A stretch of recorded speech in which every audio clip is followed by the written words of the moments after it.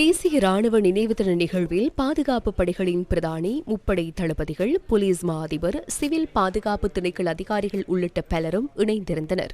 பிரதமர் தினேஷ் குணவர்தனவின் வருகையை அடுத்து நிகழ்வு ஆரம்பமானதுடன் நிகழ்வில் முன்னாள் ஜனாதிபதி மஹிந்த ராஜபக்சவும் கலந்து கொண்டிருந்தார்.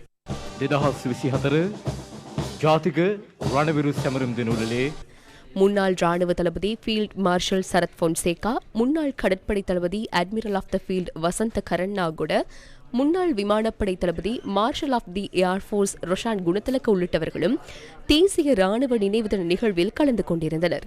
சர்வமத வழிபாடுகளின் பின்னர் தேசிய ராணுவ நினைவு தின நிகழ்வு ஆரம்பமானதுடன் யுத்தத்தில் உயிரிழந்த ராணுவ வீரர்களை நினைவு கூர்ந்து 1 நிமிட மௌன அஞ்சலி செலுத்தப்பட்டது. ராணுவ வீரர்களை கௌரவித்து ராணுவ கடற்படை விமானப்படையினரால் வாத்தியங்களும் இசைக்கப்பட்டன.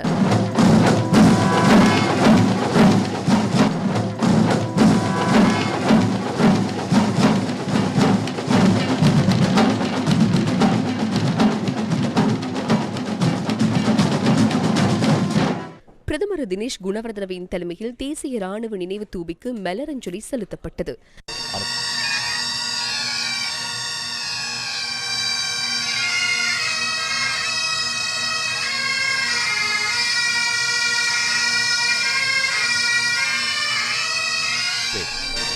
பின்னர் முன்னாள் ஜனாதிபதி மஹிந்த ராஜபக்ச, சபாநாயகர் மஹிந்த யாப்பா அபேவர்தன உள்ளிட்டோரும் மலரஞ்சலி செலுத்தினர்.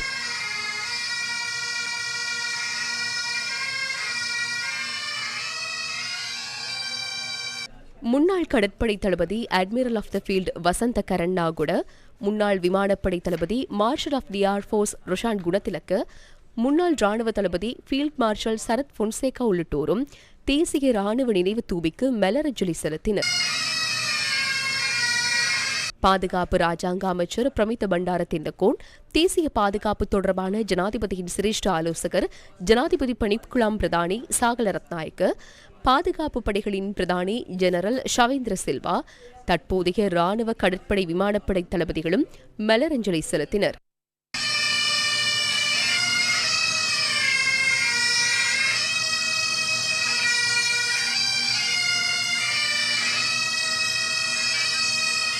யுத்தத்தில் உயிரிழந்த ராணுவத்தினரை நினைவு கூர்ந்து அவர்களது உறவினர்களும் மலரஞ்சலி செலுத்தினர்.